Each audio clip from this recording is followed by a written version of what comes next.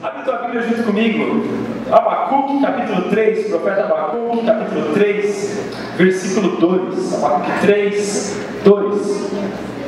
Pastor Nini me ligou esses tempos e disse: nós precisamos falar sobre um tema na convenção, me passou esse tema. Nós precisamos conversar, precisamos falar sobre a crise da igreja brasileira, ou as crises que cercam, que afligem a igreja do Brasil nesses dias, para que nós possamos abrir nossos olhos, nossos ouvidos, para que nós possamos saber a realidade que estamos inseridos, para que nós possamos responder primeiro em nossos corações, mas que de dentro para fora as verdades do Senhor, contidas na sua palavra, suplantem toda a mentira do inimigo, suplantem toda a substituição humana, toda a tendência humana que possa existir na nossa vida, na nossa igreja, na nossa cidade, na nossa nação, para que nós possamos influenciar onde quer que a gente esteja.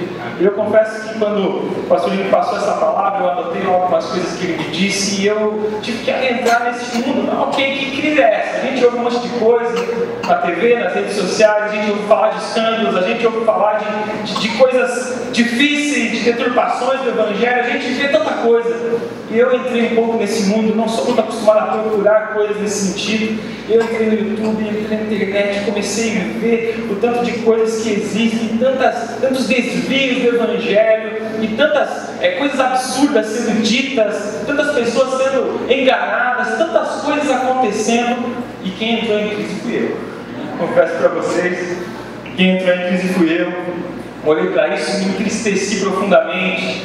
Fiquei abalado, fiquei olhando para tudo isso com um certo desprezo, com algo muito grande dentro de mim. Eu orei: Senhor, transforma essa tristeza segundo o mundo numa tristeza segundo Deus, que causa arrependimento, que causa mudança, que transforma de dentro para fora. Eu creio que Deus tem falado isso comigo, tem movido no meu coração, e aquela tristeza foi sendo substituída. Eu entrei em contato com esse texto aqui de Abacuque, capítulo 3, versículo 2, que diz assim: Senhor, ouvi falar da tua fama, temo diante dos teus atos, Senhor. Realiza de novo e de novo e de novo, em nossa época, as mesmas obras. Faze-as conhecidas em nosso tempo. Em tua ira, lembra-te da tua misericórdia. Olhei para esse clamor de Abacuque em meio a uma grande crise do povo de Deus naqueles dias. Abacuque ficou entristecido, ficou preocupado, ficou olhando sem uma perspectiva de futuro. Isso que me acometeu naqueles dias, isso tirou a minha paz, até que eu olhei: Senhor, eu ouvi falar da tua fama, eu sei o que o Senhor fez. Eu vou olhar para a tua palavra e eu sei que o Senhor continua sendo o mesmo, hoje, sempre será. O Senhor não tem começo e não tem fim. Eu temo diante dos teus atos. Nós nos dobramos, nós caímos de joelhos diante de ti, porque não tem nada que possamos fazer a não ser confiar em ti diante de uma situação dessa. E eu comecei a orar com assim: faz de novo em mim, na minha vida, na minha família, na nossa igreja, na nossa denominação, onde for, Senhor, faz de novo e de novo. E aquela tristeza foi sendo substituída e transformada em alegria de poder ver aquilo que Deus tem feito na sua igreja através dela. Quero chamar a tua atenção para um pequeno vídeo que a gente vai passar aqui, que vai talvez demonstrar um pouquinho uma abordagem que nós vamos fazer a respeito da igreja brasileira nestes dias, da igreja de Jesus caminhando nos dias atuais. Você ouve muitas vezes os teus pastores falarem, os teus líderes falarem, você mesmo fala muito disso, a respeito de equilíbrio. Quantos falam: a gente precisa ter equilíbrio, nosso PG, a gente não pode ir muito para cá, muito para cá. Quantos falam isso? Na igreja, não falam, né? A gente precisa de equilíbrio, precisamos nos equilibrar. Dá uma olhadinha nesse vídeo, só para a gente entender um pouquinho do que a gente vai falar. Está vendo essa subindo aí, essa pessoa subindo? Essa é a igreja. Essa é a igreja de Jesus, a nossa igreja, subindo. As pessoas olham ela subindo e falam: que loucura subir. Que loucura fazer o que você está fazendo. Ninguém está fazendo isso. Você é muito diferente. Olha, se ela olhar para um lado, ela cai e se machuca. Se ele se desequilibrar para o outro lado, ele pode até morrer. As pessoas lá olham, não entendem o que está acontecendo. O vento bate, pega o volume um pouquinho aí, está vendo? O vento bate, e ele quase cai para um lado, quase cai para o outro. Às vezes está fácil, às vezes ele faz até gracinha, faz gracinha, está fácil. Mas aí a gente olha e diz: ah, não, dessa não passa, vai cair. Se equilibra, porque senão vai cair. Se equilibra porque é perigoso. De qualquer forma, nesse jogo de equilíbrio diário, constante, que temos que manter, nossa igreja, família, PG, onde quer que for, nós podemos ter certeza de que Deus está com a gente e de que Ele tem capacitação, de que Ele tem, não importando as tempestades que nos afligem, Ele tem um lugar de equilíbrio, Ele tem um lugar que a gente pode até balançar de vez em quando com o vento, mas que nós permanecemos seguindo no caminho, com aquilo que Ele tem para nós. Amém? É como se a igreja de Jesus estivesse caminhando numa via de mão única, com dois acostamentos perigosos, um de cada lado. E a igreja precisa trilhar esse caminho, porque se ela cair no acostamento de cá, vai ser perigoso para ela. Se ela cair no acostamento de lá, vai ser perigoso para ela também. Mas nós devemos crer que mesmo com neblina, tem tempos de neblina na tua vida, na tua igreja, não tem tempos de neblina, tem tempo que você não consegue enxergar lá na frente, mesmo com o vento batendo, mesmo com obstáculos no meio do caminho, pode cair uma árvore na frente, pode atravessar um animal, pode ser o que for. Nós temos que confiar, nós temos que ter certeza que a palavra do Senhor já tem para nós material, conteúdo, vida, e o Senhor, o seu Espírito Santo que habita em nós, tem o poder suficiente para que nós possamos trilhar esse caminho e permanecer em equilíbrio. Igreja é ideia de Deus. Por mais problemas que pareça ter, é ideia de Deus. Igreja de Jesus é santa. Igreja de Jesus é vencedora. Igreja de Jesus é sarada. Igreja de Jesus é apaixonada. Apaixonada por Deus. Apaixonada pela sua palavra. Não leve em conta aquilo que acontece ao seu redor. Pode bater os ventos, pode bater as tempestades, mas nós temos certeza, temos convicção de que o Deus que já fez no passado vai continuar fazendo em nossa época, nos nossos dias,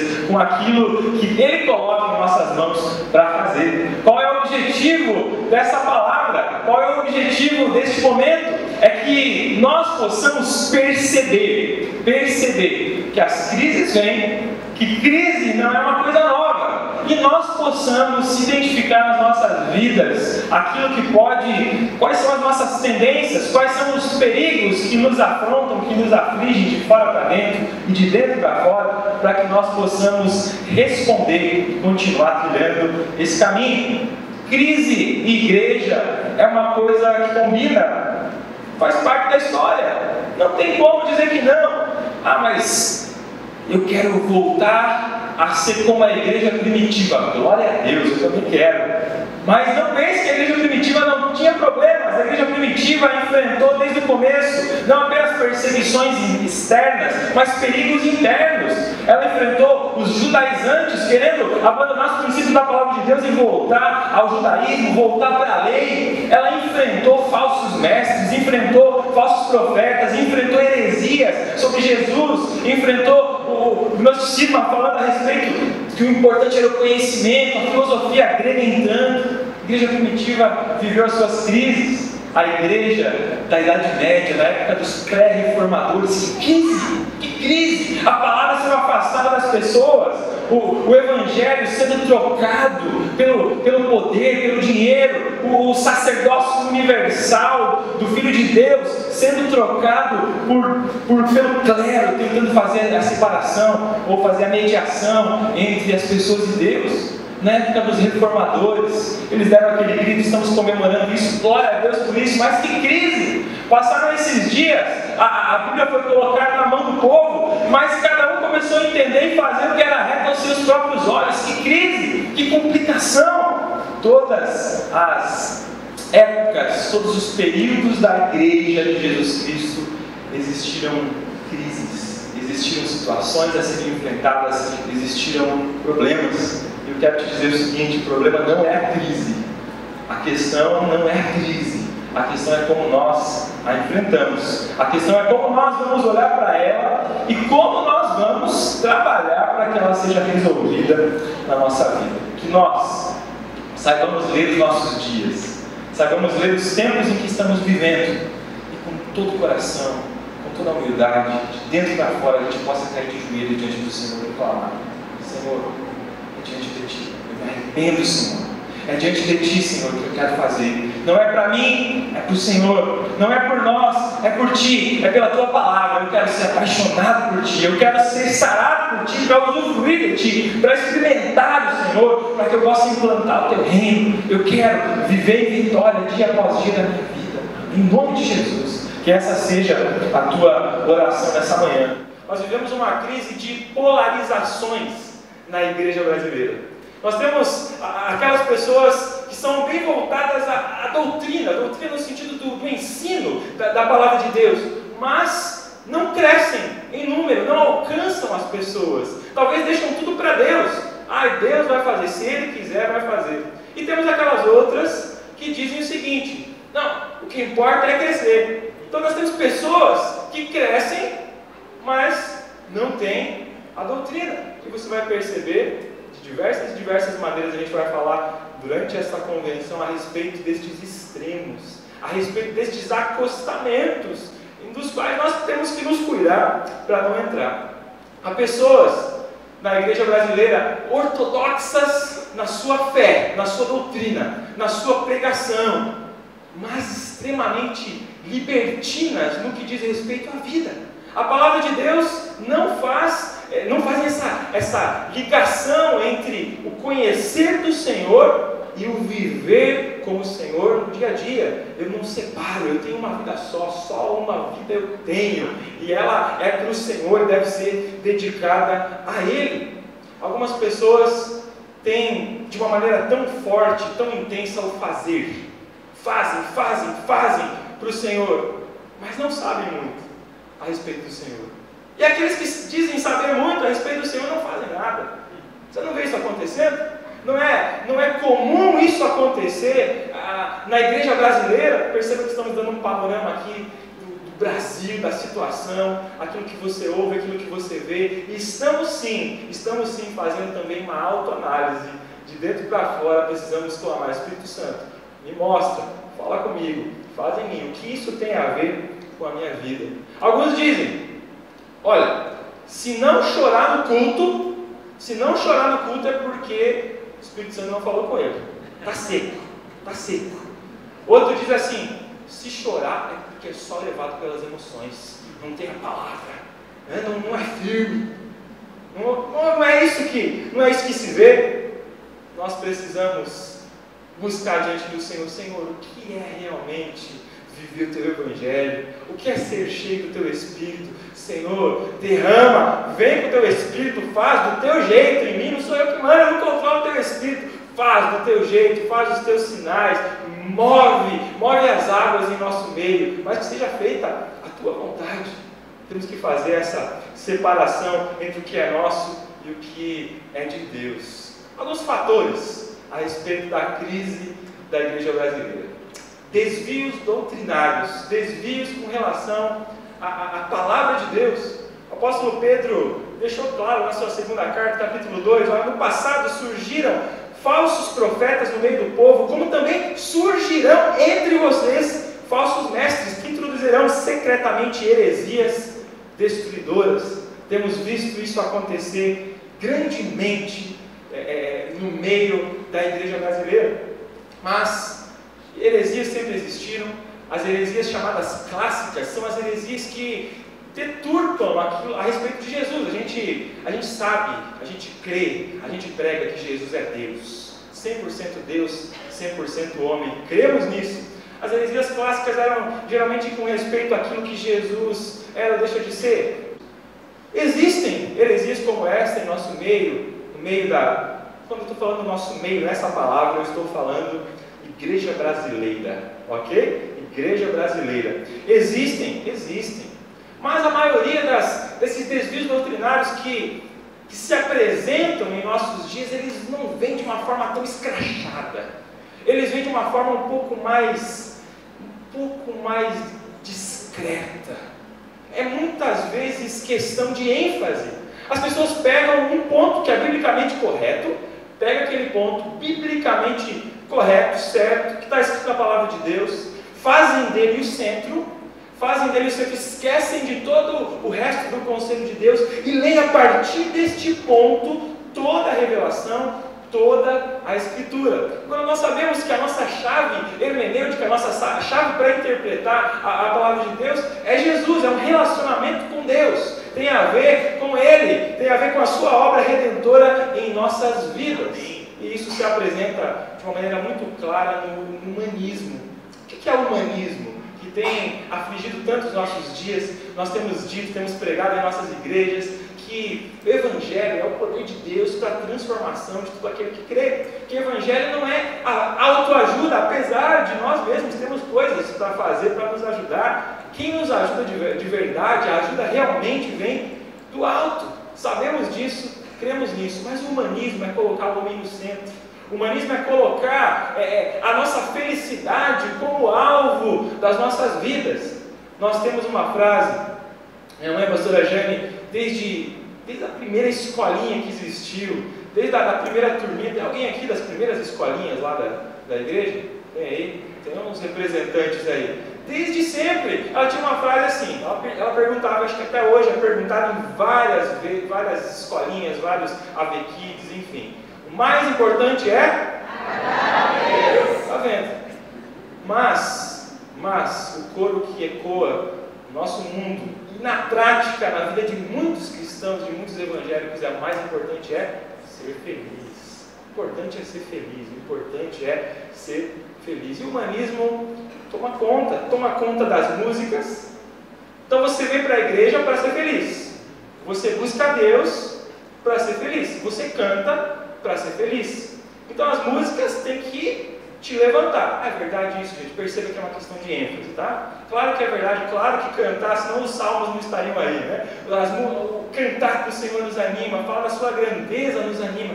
Mas músicas que exaltam as pessoas, a si mesmo, o eu, o ego. Canta-se para afagar o nosso ego, para passar a mão nas nossas dores. Fala-se, prega-se a respeito do eu, da minha força, da minha vontade, daquilo que eu posso fazer. Eu tudo posso, daquele que me fortalece. Eu tudo posso, daquele que me fortalece. Entende a questão de ênfase? Isso tem destruído a fé de pessoas. Porque uma fé humanista, uma fé para resolver os problemas dessa vida, ela não passa na prova da Bíblia. Nós, sim, somos vencedores, somos vitoriosos em Cristo Jesus. Sim, nós podemos orar. Sim, nós podemos proclamar que Ele venceu em nosso lugar. Sim, nós somos do Senhor. Sim, o Senhor salva. Sim, o Senhor cura nos nossos dias. É para nós hoje. Eu creio nisso, tenho buscado crescer nisso, quero viver isso na minha vida. Mas nós vamos passar por aflições nesse mundo, disse Jesus. Mas Ele disse, tem de bom ânimo, porque eu venci o mundo. E se Ele venceu, nós podemos vencer. Com Ele, tudo posso naquele que me fortalece. Esse Evangelho, de dentro para fora, deve tomar conta da nossa vida. Não se prega mais, Brasil afora, sobre a depravação do homem. Não vamos falar que o homem é pecador. Não dá não. Gente, na nossa maior turma de primeiros passos, há um tempo atrás, uma pessoa se levantou no meio da turma, quando eu estava falando que nós somos pecadores, que não tem nada de bom em nós para a salvação. Ela levantou no meio da turma, era bem grande a turma, ela falou assim, você está dizendo que eu sou pecadora? Você está dizendo que eu estou errada? Que as coisas que eu faço não servem para nada? Eu tentei falar com jeito e disse, sim.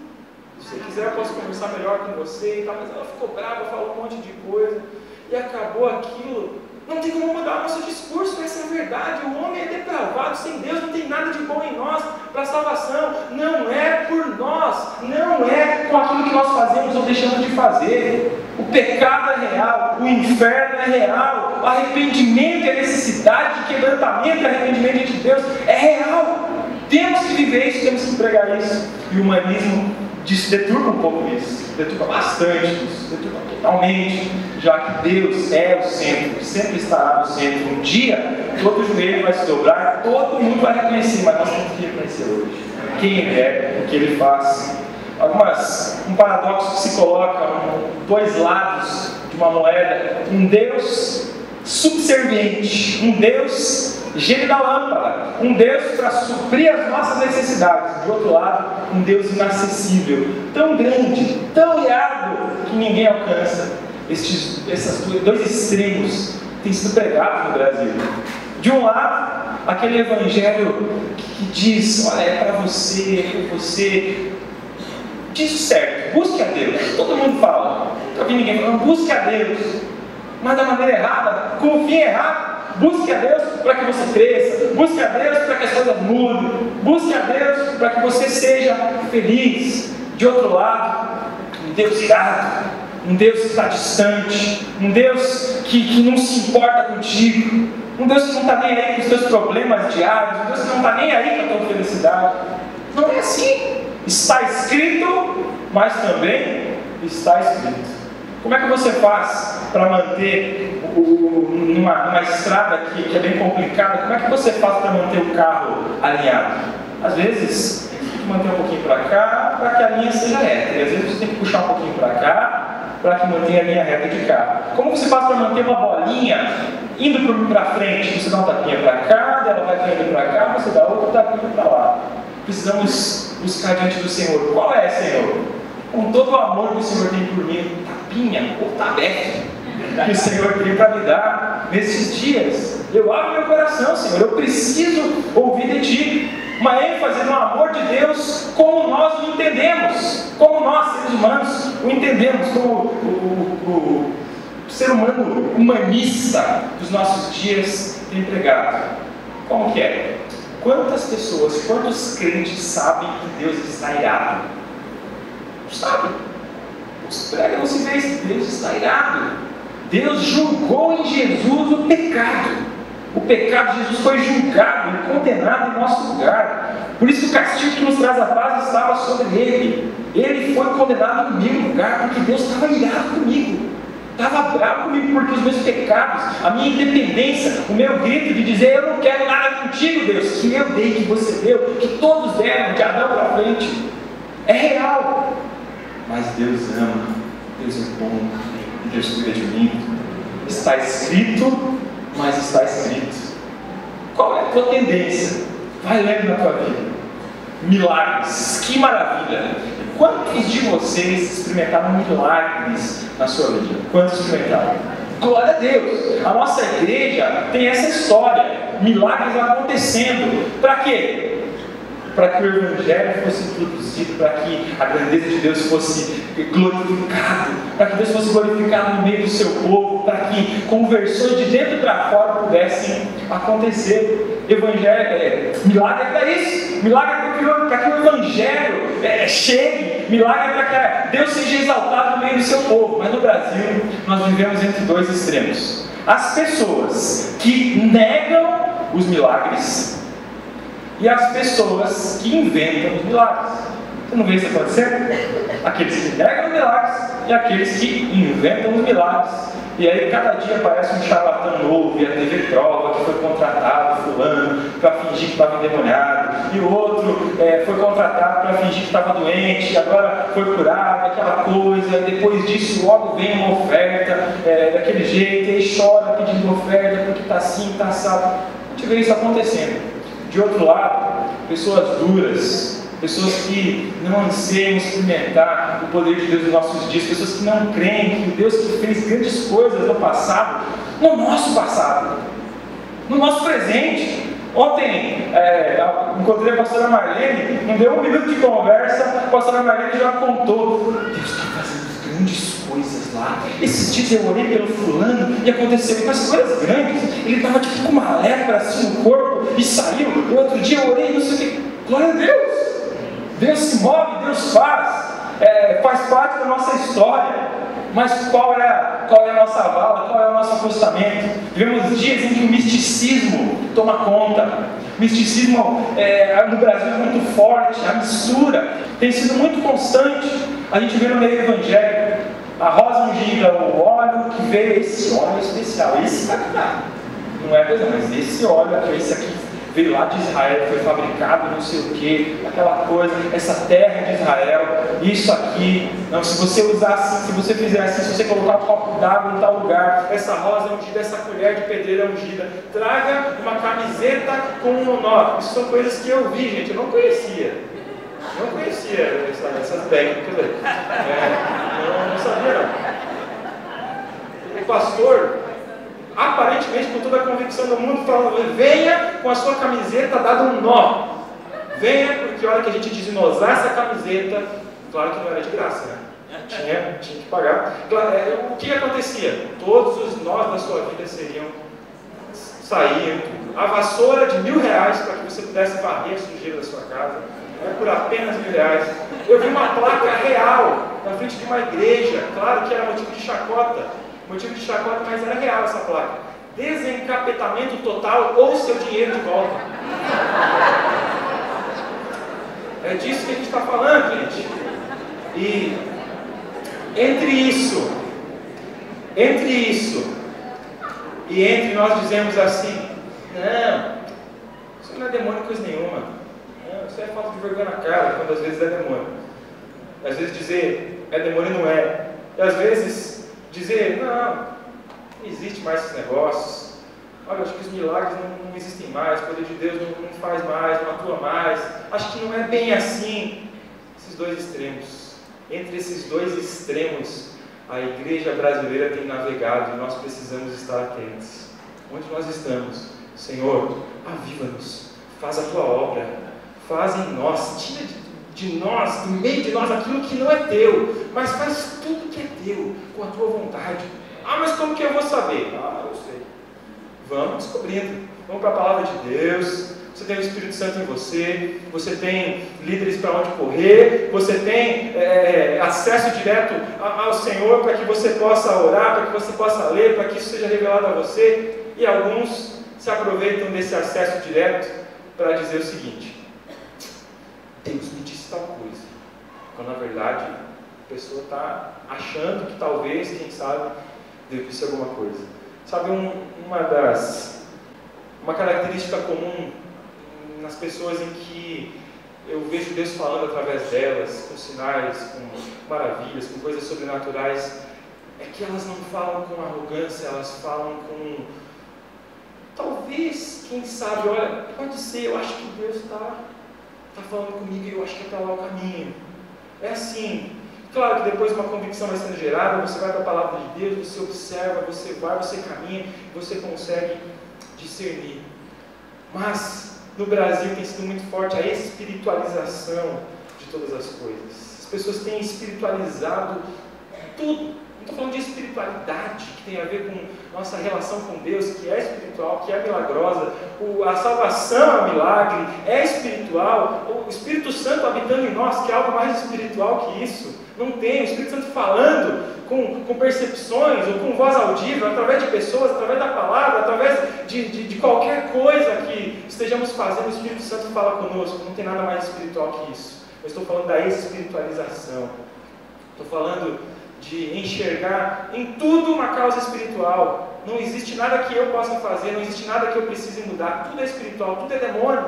Fica muito fácil de ser resolvido quando diz que tudo é demônio, porque não é bem assim. Aquele apelo emocional, aquela coisa que é apenas de fora para dentro.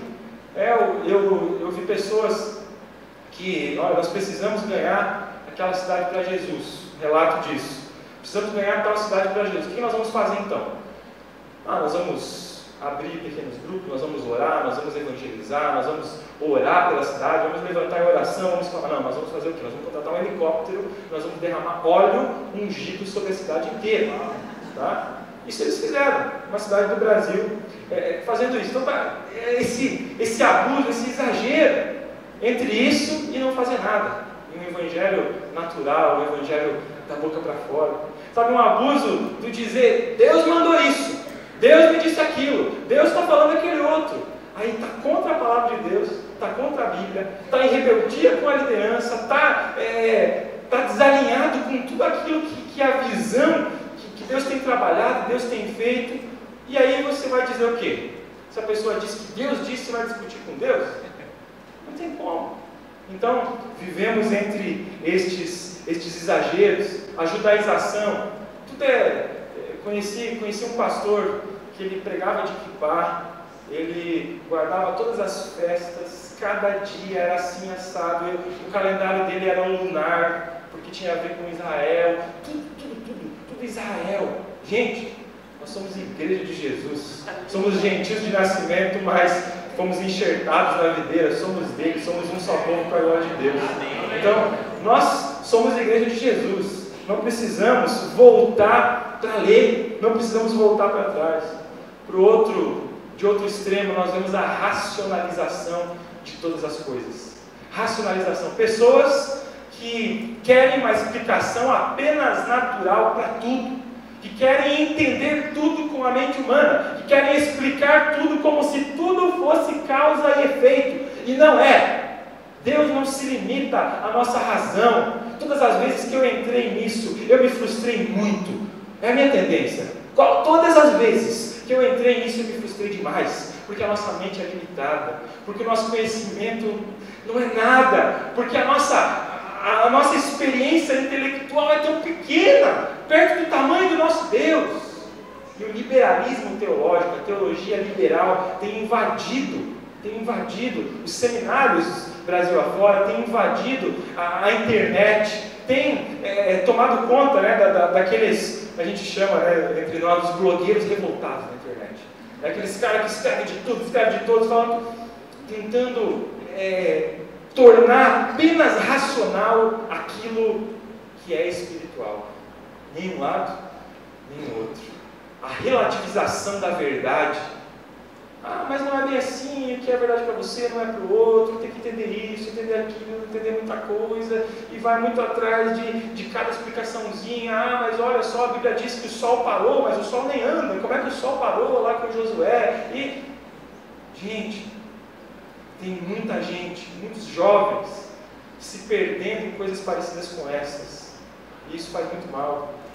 O Evangelho é sobrenatural, é Cristo em nós. Cristo em nós é a esperança da glória. Não um jeito de fazer as coisas, uma ética boazinha e legal, eu ser queridinho.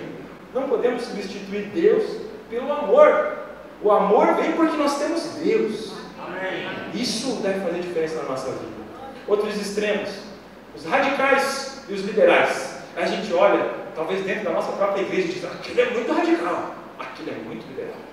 Aí alguns dizem: coitado, aquilo lá é muito radical, coitado, ele sofre. O radical diz: coitado, aquilo é muito liberal, ele deve sofrer. E isso, se ele tiver um pouco de amor, às vezes nem tem. Nós vemos de um lado um radicalismo intolerante com as vidas, com as pessoas, como o pastor Ninho, um evangelho de olhos secos, que não está nem aí com os outros, que não manifesta amor, que vive realmente uma hipocrisia, fala uma coisa e faz outra. Claro, todos nós temos que aprender, temos que crescer, mas nós temos que ser os primeiros a nos entristecer quando não estamos fazendo, e dizer: Senhor, olha, é assim, eu quero um evangelho libertador, não escravizador. Homens que são xerifes da vida alheia. Aquele fez isso, foi em tal lugar, aquele faz aquilo, aquele lá eu nunca mais escuto porque ele falou isso, porque ele disse aquilo, porque eu acho que ele pensa, porque o fulano disse que o outro falou que ele pensa tal coisa. E vai nessa, cuidando da vida do outro, pode isso, não pode aquilo, e o evangelho vira um monte de regrinhas de fora para dentro, quando nós temos que ser transformados de dentro para fora. De dentro para fora. Do outro lado, liberais. Mas nós temos que contextualizar a pregação da palavra de Deus. Claro, nós não vamos vir aqui gritar sem microfone, não vamos andar de túnica, de sandálias, não vamos negar a tecnologia, não vamos negar as mudanças sociais que acontecem, mas nós temos que cuidar com a fina linha entre nos contextualizarmos e nós passarmos a amar o mundo. A Bíblia diz que tem um amor que Deus odeia. Deus é amor, mas Ele odeia o amor. Ele diz: não ameis o mundo, nem o que no mundo há.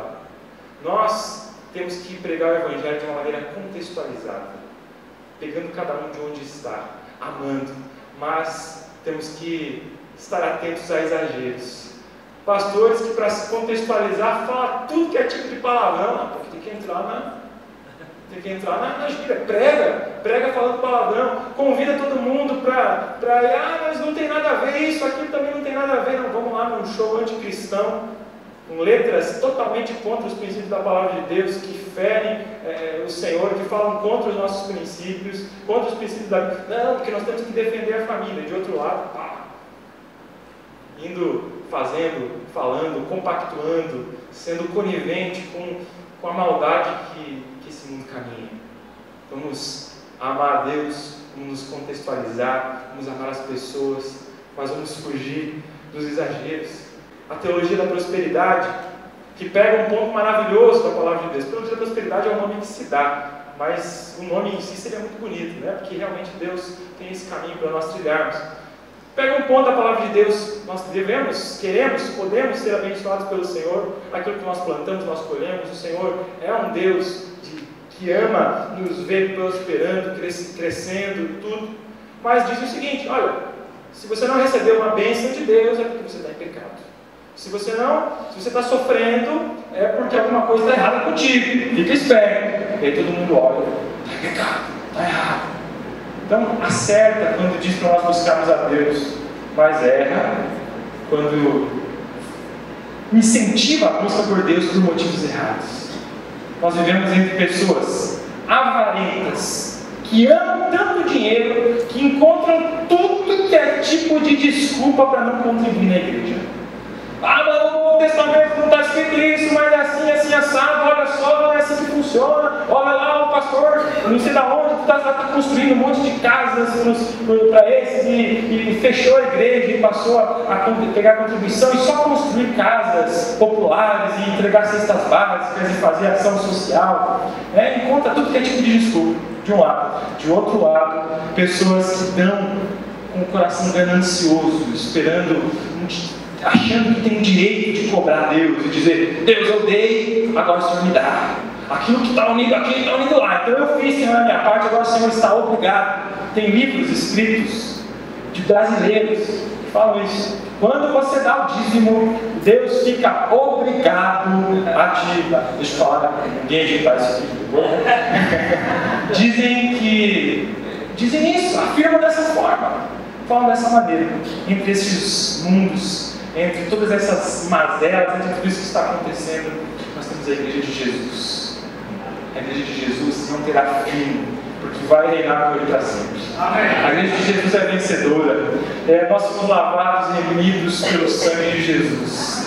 Como resolver tudo isso? O que fazer? O pastor Renete, olhando para algumas coisas parecidas com isso há um tempo atrás, ela disse o seguinte: tem coisas que só o avivamento dá conta de equacionar. Só o avivamento da parte de Deus. Se é assim, aviva no Senhor. Se é assim, vamos orar novamente para Abacuque 3:2. Senhor, eu ouvi falar da tua fama, o Senhor já fez. O Senhor já fez em nosso meio, o Senhor continua fazendo. Eu temo diante dos teus atos, então, Senhor, me mostra se há em mim algum caminho mau. Senhor, me revela as minhas tendências.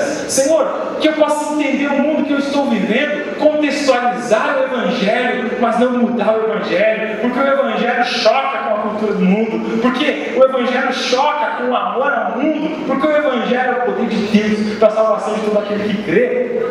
Mas nós temos que pregar o Evangelho, nós temos que fazer a nossa parte. Realiza de novo, Senhor, as mesmas obras. Faz de novo em mim, Senhor, aquilo que o Senhor tem feito. Faz de novo, Senhor, aviva a minha vida, aviva o meu coração. Sabe, nós não podemos gerar o avivamento por nós mesmos.